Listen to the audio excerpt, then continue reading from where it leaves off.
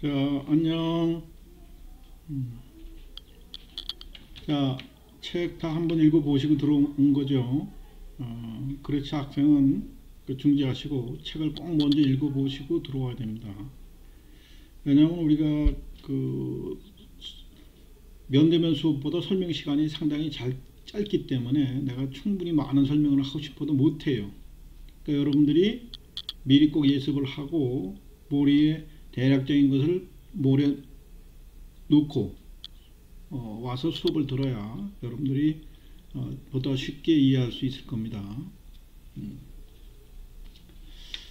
자, 오늘은 제 8장 G는 우리가 관리의 순환 과정에서 우리 쭉 지금 살펴보고 있는 거죠. 계획 수립을 어떻게 해야 되는지, 전략적 계획 수립은 어떻게 하는지, 그거 아울러서 전략적 경영은 어떻게 하나, 조직화, 소위 인프라스트럭처라 하죠. 그 조직은 물적 자원과 인적 자원에 대한 조직화를 조직 목표를 위해서 잘 구조화해야 효율적으로 목표를 달성할 수 있는 겁니다. 그 다음에 이제 이게 조직화가 되면은 결국은 리더에 의해서 회사로 치면은 사장님이죠. 사장님이나 회장님에 의해서 결국 지휘 통솔을 받게 되겠죠. 목표한 그 조직의 목표, 기업이면 기업의 수익 달성이겠죠. 수익 달성을 하기 위해서 어떻게 움직여야 되는가 하는 것을 보는 것인데, 그 G라 무엇인가를 오늘 이제 구체적으로 볼 겁니다. 지금 요새 5장, 6장서부터는 이제 포괄적인 이미지보다도 경영 과정의 각각 부분에 좀 구체적인 것을 배우고 있어요. 그죠? 그래서 이것은 꼭 기업의 경영뿐만 아니라 그 가게의 운영, 경영, 그러니까 집안의 문제든, 또 개인의 문제에 다 응용할 수 있는 부분들이라, 여러분들이 그냥 그 중고등학교 배우는 포괄적으로 암기하고 이런 것이 아니라 하나하나 단계를 다 이해해야 된다 그랬죠. 그래서 이런 걸 배울 때도 내가 사장이라면은, 아니 뭐 부장이나 이사도 되겠죠. 또 얼마나 조만한 뭐를 경영한다면은 그때 내가 또 어떻게 해야 되는가, 그런 부분에 염두를 두고 공부를 하면은 흥미가 있을 겁니다. G란 무엇이냐, G의에 대해서 좀 살펴보고요. 그 다음에 리더십, G자는 어떤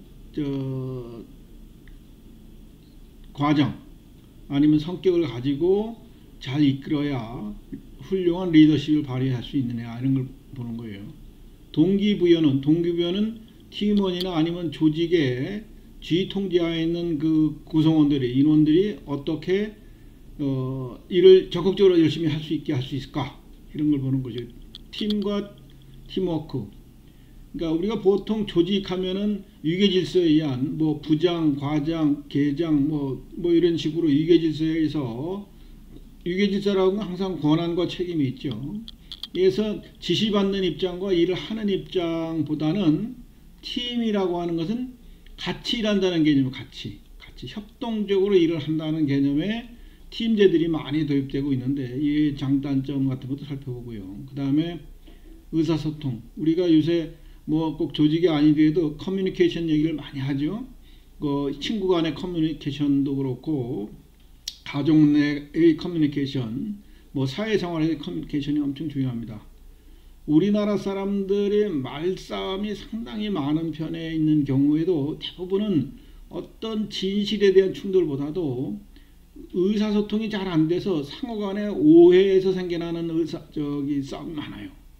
물론 나중에 뭐 심해지면 주먹다짐까지 하겠지만은, 이 의사소통에 대한 문제에 관련해서도 살펴볼 겁니다.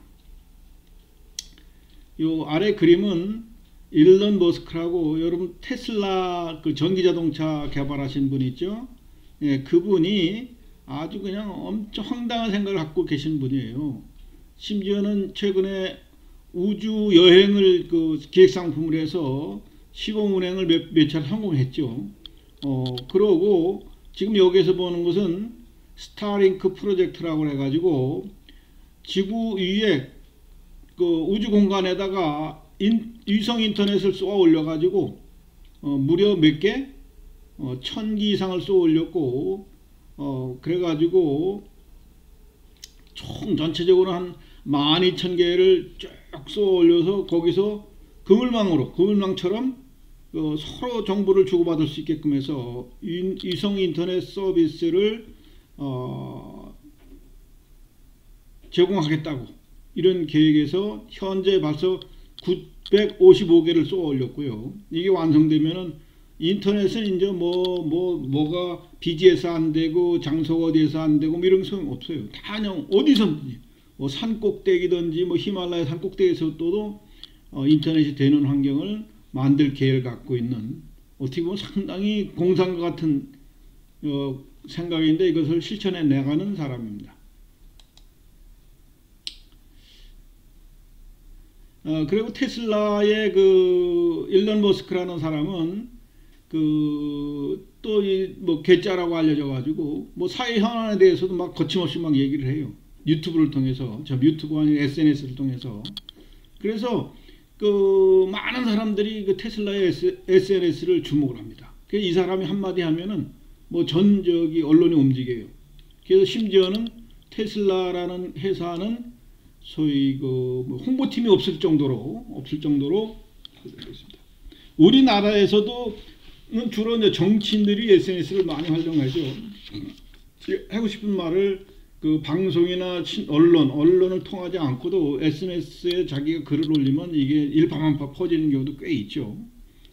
그래서 이런 의사소통에 우리나라도 이제 여러 가지 의사소통도 있지만은 나와 나를 잘 아는 사람과 의사소통도 있고 SNS에 올라가면은 그냥 한국 사람들 전체를 대상으로 아니면 세계 시장을 대상으로 자기의 생각을 마음껏 표출할 수 있는 환경이 됐죠. 그리고 이제 카카오톡이라든가 이런 스마트폰에 또 네이버에서 하는 이런 것들을 이용해서 친구지간의 가족 간의 의사소통도 서스럼 없이 할 수 있게끔 상당히 편리한 환경을 제공해 주고 있죠. 서론이 너무 길면은 또 어려움이 오는데 그렇습니다. 자, 지휘의 의의. 지휘라는 것은 결국 조직의 목표를 달성하기 위해서 조직 구성원들에게 어떠한 일을 해라, 활동을 해라 하고 방향을 제시하는 과정을 우리가 지휘라고 하는 겁니다. 역사적으로 보면은 지휘를 아주 탁월하게 잘한 사람들이 꽤 있죠. 알렉산더 대왕이라든가 모든 전쟁을 다 승리로 이끌었던 또 징기스칸 같은 경우는 몽고 사막고원에서 나라를 일으켜 가지고 유럽까지 다 지배해버렸던 아주 짧은 시간 내에 이런 것들도 다 지휘 통솔이 아무래도 탁월한 면이 있었기 때문에 가능했겠죠. 역대 대통령이나 국왕이나 이런 것들도 지휘를 잘한 경우도 있고 못한 경우도 있고. 요 그림은 뭘 보여주냐면 하객진이라는 해전도예요. 임진왜란 때 이순신 장군이 수백 척의 일본 군함들을 한산도에서 이렇게 여기 학이 날개를 핀 모양이죠. 이렇게 학이 날개를 핀 모양으로 배를 진지를 붙여가지고 수백 척의 일본 매들을 다 침몰시켰다는 아주 전쟁사의 유명한 아직까지도 해전에 있어서 회자되는 전쟁의 사례죠. 이것도 이순신이라는 훌륭한 리더가 있었기 때문에 가능한 전투였겠죠. 그리고 이제 이런 거 말고도 세계 G의 제너럴 일렉트릭사의 잭 웰치라든가 또는 애플의 스티브 잡스, MS-DOS의 빌 게이츠, 또 우리나라 삼성의 이병철 같은 사람도 아주 어려운 시기에 창업을 해서 아주 성공적으로 이끌은 면, 또 현대그룹의 정주영, 이런 사람들의 나름의 지휘 통솔에 탁월한 능력이 있어서 성공하게 된 케이스라고 보면 되겠습니다. 내가 저 언젠가 앞에서 얘기했지만은 경영학이라고 하는 거는 성공한 사례를 보고 거기에서 특징적인 것들을 요소로 뽑아내는 것이 우리의 경영학의 원칙이에요. 그래서 성공한 사례들을 많이 또 반면에 실패한 사례들도 왜 실패했는지를 조사 연구하는 것이 경영학입니다. 자, 지휘의 네 가지 요소, 네 가지 구성 요소가 뭐냐면 우리가 조직의 목표를 달성하기 위해서 계획을 수립하고 조직화 여기까지 배웠죠. 지휘라고 하는 것은 결국 조직화에서 인적 자원과 물적 자원이 투입이 되면은, 즉 사람과 자본 또는 정보와 전략들이 투입이 되면은 그것을 리더십을 발휘해서 종업원들한테는, 구성원들한테는 동기부여를 하고, 또 집단이나 조직화, 팀을 이루어서 서로 지휘도 하고 피드백도 받고, 지휘도 받고 피드백도 받고 하면서 이 사이에서는 커뮤니케이션이 아주 중요하겠죠. 그래서 결국은 아웃풋 산출물이라는 건 조직 구성원들의 적절한 행동을 이끌어 가지고 경영 성과나 목표를 달성하는 것을 우리가 지휘라고 보는 거예요. 지휘. 네 가지 요소라는데 결국 팀, 집단, 리더십, 동기부여 간의 의사소통이 어떻게 적절하게 움직여지느냐 하는 과정이 지휘다 이런 얘기입니다.